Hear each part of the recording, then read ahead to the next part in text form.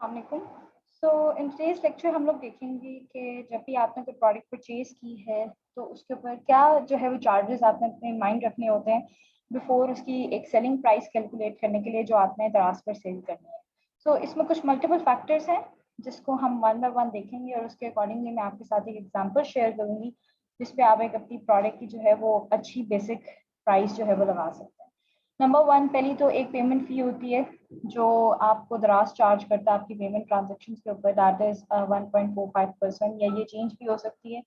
तो आपको ये लाजमी देखना है कि वो payment fee at that time जब आप प्रोडक्ट लिस्ट करने लगे वो क्या है। उसके बाद आपकी एक ऑटोमेटिक शिपिंग फ़ी होती है और एक शिपिंग फ़ी होती है that is paid by seller. Automatic shipping fee basically होती है कि जब भी आप कोई प्रोडक्ट लिस्ट करने लगते हैं उसके दौरान जब आपका लास्ट सेक्शन आता है आप उसमें अपना प्रोडक्ट का साइज और प्रोडक्ट का वेट एंटर करते हैं, जिसके बेसिस पे दराज जब एक कस्टमर को प्रोडक्ट दिखाता है तो उसकी लोकेशन को मद्देनजर रखते हुए एक जो है वो शिपिंग फ़ी कैलकुलेट करके देता है, that is known as automatic shipping. मैंने आप लोगों के साथ लिस्टिंग के दौरान एक ट्रिक शेयर किया था कि आप उसमें जो है वो मिनिमम डायमेंशंस बताएं और मिनिमम वेट बताएं जो उस कैटेगरी के हिसाब से जो है वो लॉटेड। उसका बेनिफिट ये होता है कि कस्टमर एंड पे जो शिपिंग फ़ी है वो थोड़ी कम शो होती है और उसका बेनिफिट ऑर्डर प्लेस जो है वो कस्टमर्स वो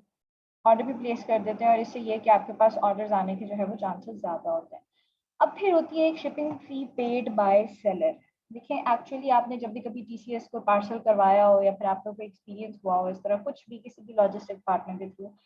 तो सबसे पहले वो प्रोडक्ट की डायमेंशंस देखता है, उसका साइज देखता है, उसका वेट देखता है और उसका जो है वो डेस्टिनेशन जो है वो किस जगह पे पहुंचाना है, तो वो उसका जो है एरिया वो देखने के हिसाब से जो है वो प्रोडक्ट की प्राइस लगाई जाती है। तो यहाँ पर भी जब आपका प्रोडक्ट या आपका जो पार्सल है वो दराज हब पर जाएगा उसके बाद पीछे से उसको प्रॉपरली उसको चेक किया जाएगा कि इसका वेट क्या है, इसकी डायमेंशंस क्या है, उसके अकॉर्डिंगली एक फ़ी जो है वो चार्ज होती है जो उसके शिपिंग चार्जेस होते हैं।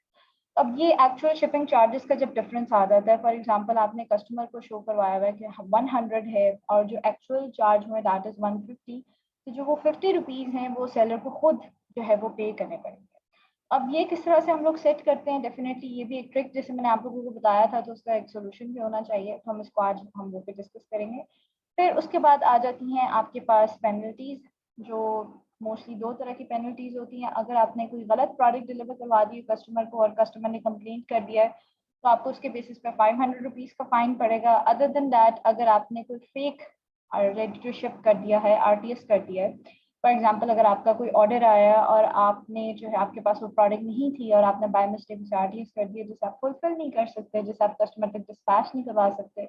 तो उसका जो है वो आपको 50 रुपीज़ का फाइन होता है। इसके अलावा जिन चार्जेस का हमें जो है वो एक माइंड में रखना चाहिए वो है आपके प्रमोशनल चार्जेस, जिसमें हम लोगों ने प्रीवियस लेक्चर्स में डिस्कस किया था कि वाउचर्स और बंडल्स और कैंपेन्स के लिए एक क्वेश्चन जो है वो आपको अपनी सेलिंग और कॉस्ट प्राइस के अंदर रखना चाहिए, ताकि अगर आप उस पर सेल भी लगाएं तो आपकी ओवरऑल कॉस्टिंग जो है वो डिस्टर्ब नहीं होनी चाहिए। इसके अलावा फर्दर एडजस्टमेंट्स भी होती हैं। फॉर एग्जांपल अगर आइटम जो है वो दराज से रिटर्न हो गई है बट सेलर को नहीं मिली, वो एडजस्टमेंट्स जो है वो आपको ऑन स्पॉट जो है वो करनी जाती है। तो अब आ जाता है कि लेट्स से अगर आपकी प्रोडक्ट की प्राइस है फॉर दिस केस 2000 रुपीज़, ठीक है, जो मैंने सीपी या कॉस्ट प्राइस ऑफ प्रोडक्ट के नाम पे कैलकुलेट किए, तो आपको जो है वो उस पर सेल प्राइस क्या लगाना चाहिए। आई रिकमेंड आप इन सब चीज़ों को अपने चार्जेस और बंडल्स इन सबको माइंड में रखने के बाद कैलकुलेट करें। फॉर एग्जांपल 4% कमीशन के हिसाब से जो इस कैटेगरी का कमीशन था मैंने एलोकेट कर लिया कि 4 जो है वो अराउंड 200 रुपीज़ या 118 रुपीज़ जो है वो दराज में अपना कमीशन चार्ज करना है। इसके बाद जो है वो पेमेंट फ़ी भी होगी जो वैट इंक्लूडेड होगी। फिर अगर ऑटोमेटिक शिपिंग फ़ी एक रैंडमली जो है वो आ जाती है 230 रुपीज़, मतलब 100 रुपीज़ का मार्जिन आप वो भी रख लें। लेट्स से अगर आपको 2000 की प्रोडक्ट पड़ी है तो 2000 के ऊपर आप जो है वो ऑलमोस्ट 150 रुपीज़ का डिपेंडिंग ऑन द कैटेगरी वो कमीशन चार्ज कर लें। उसके बाद पेमेंट फ़ी भी होगी, उसके साथ साथ जो है वो आपकी automatic shipping fee and then shipping fee paid by customer. तो इन सब चीज़ों को जो है वो निकाल के आपने एक जो है वो अपना बजट सेट करना होता है कि आपका जो ओवरऑल प्रॉफिट है वो एटलीस्ट जो है वो 20 to 30% हो। ये मैं एटलीस्ट मार्जिन बता रही हूँ, ठीक है, इससे ज़्यादा भी हो सकता है डिपेंडिंग ऑन द प्रोडक्ट, उसके कंपेटिटर्स कितने हैं, उसको आपको कितने सस्ते में मिल जाती है।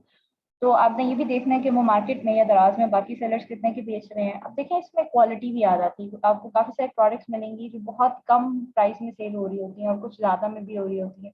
तो हर मार्केट में एक प्रोडक्ट की मल्टीपल कॉपीज भी होती हैं, तो इट्स गुड कि आप एक अच्छी प्राइस में प्रोडक्ट लगा लें, बेशक कम सेल्स लें। इससे अगर आपकी एक अच्छी क्वालिटी वाली प्रोडक्ट सेल होगी तो उसमें रिटर्न्स आने के चांसेस जो है ना वो बहुत ज़्यादा कम होते हैं। लेकिन अगर आपकी प्रोडक्ट की क्वालिटी अच्छी नहीं है तो डेफिनेटली इसमें रिटर्न्स भी आएंगे और इस तरह के मल्टीपल इश्यूज भी जो है वो आपको बार बार तंग करेंगे, जिसकी वजह से आपके स्टोर की हेल्थ जो है वो काफ़ी डिस्टर्ब होती है। तो आपने इस चीज़ में लाजमी ये चीज़ देखनी है कि जब भी आप कोई प्रोडक्ट लिस्ट करें, एक तो अच्छी क्वालिटी की हो, क्वालिटी वाइज अच्छी हो, कॉम्प्रोमाइज़ नहीं करना। सेकेंडली आपकी जो प्रोडक्ट की प्राइस है उसमें कमीशन और बंडल और वाउचर्स की प्राइसेस डाल के 100 रुपीज़ आप एक शिपिंग ऑटोमेटिक फी डाल दें, कुशन रख लें,